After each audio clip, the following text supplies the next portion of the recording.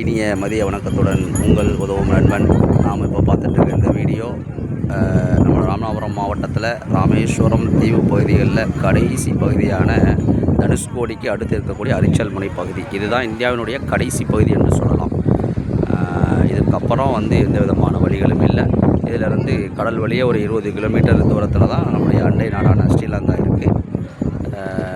இது 1964க்கு முன்பாக தனுஷ்கோடி என்ற ஒரு தனிய நகரமே இருந்தது. அது ஒரு மிகப்பெரிய வணிக நகரமாக, சுற்றுலா நகரமாக இருக்கின்ற நகரம்தான். 1964 ஏற்பட்ட ஒரு புயலின் காரணமாக அந்த தனுஷ்கோடி நகரமே முற்றிலும் அழிக்கப்பட்டு விட்டது.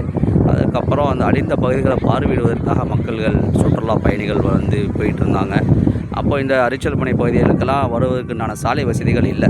ஆனால் இப்போது நம்முடைய அரசாங்கம் அதை கவனத்தில் எடுத்து சுற்றுலா பயணிகளை வரவேற்கும் விதமாக நல்ல முறையில் சாலை வசதி ஏற்படுத்தி கொடுத்துருக்குறாங்க. அதன் மூலமாக அதிகமான சுற்றுலா பயணிகள் இந்த பகுதிகளை கண்டு கழிக்கிறாங்க. இதன் மூலமாக நம்முடைய ராமநாதபுரம் மாவட்டத்துக்கு ஒரு பெருமை சேர்க்கக்கூடிய ஒரு பகுதியாக இந்த ராமேஸ்வரம், தனுஷ்கோடி, அரிச்சல்முனை சுற்றுலா பகுதிகள் இருக்கிறது.